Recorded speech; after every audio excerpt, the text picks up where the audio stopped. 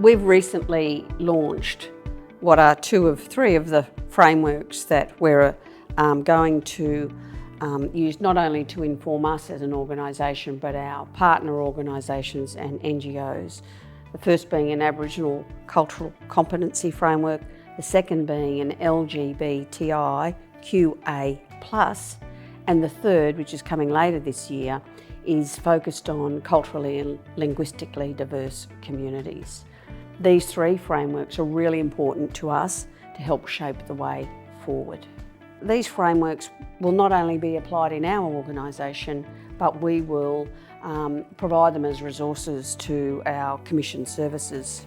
And in one of those is Hope Community Services, and I have with me here Merinda March, who's the CEO of Hope, who actually is probably at a bit of a forefront, I would say, on culturally competent and inclusive organisation. And I guess, Merinda, I'm really interested in what it is that's important about that for you and for your organisation, having that direction. I think from our perspective, we're on a learning journey just like anyone else as far as cultural competency is concerned. And the cultural governance in our organisation is made up of a range of different aspects, but it really is from the board to the frontline staff. And in order to do that, having a framework actually supports the standard that we accept from our in our cultural governance.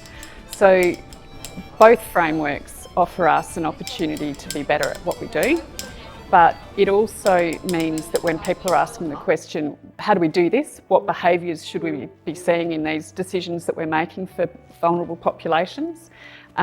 It helps us to go back and really take a very strong look at what we're doing and the lens that we look through when we're making decisions. And in doing your cultural governance and how you've implemented that in your organisation, what have been some of the challenges and issues you've had along the way?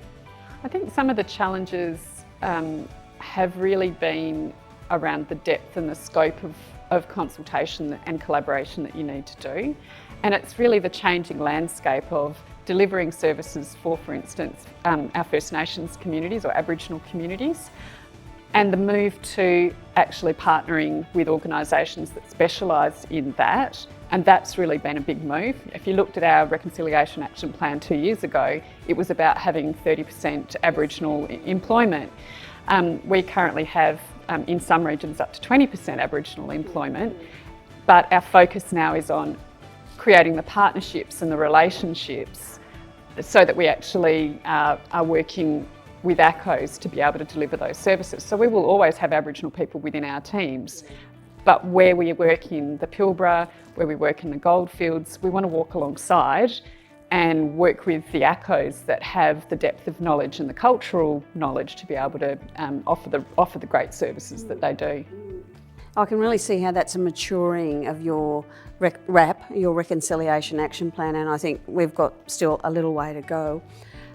If you could say there are 3 takeaways for any organisation embarking on this journey, it is a journey, what would those 3 things be? I think check your privilege at the door. So my position would be from a board, from a executive, from all of our teams, is actually know what your unconscious bias is and what your privilege is, because the opportunity that it brings to have those rich conversations, there's going to be truth telling and it's going to feel uncomfortable. So from my perspective, I think understanding that you need to consult widely, that you need to have the opportunity to listen, but the truth telling is going to be uncomfortable. And I think a lot of people are scared with having a conversation. So don't make your RAP a tick box exercise. No. What gets measured gets done, and you need to be really authentic. Otherwise, don't do a RAP. Yes, that is correct. Just don't do it. Check your biases, so to speak, at the door. Be prepared for, I think, difficult and hard or challenging conversations along the way, but in turn that'll create relationships. But don't do it if you're not going to do it in a meaningful, authentic manner. My observation in some organisations is that they will only listen to 1 or 2 elders. In each of our regions, we have a different cultural governance arrangement within the communities. And if you take the Pilbara, we've got 3 different cultural governance arrangements. So in order to partner, you're going to have to give something up. So if you're coming to the table to say, I'm a non-Aboriginal organisation, but I want to tender or I want to deliver support or work in this area, you can't come to the table with, well, you can have that. You need to put the client at the centre and then work with the communities that you're working with to be able to develop that, because they've got the rich learning that you don't. That's right, that's right. But I think your message of walk alongside is a really important one. Thank you so much, Merinda. We've done our frameworks deeply consultative with communities.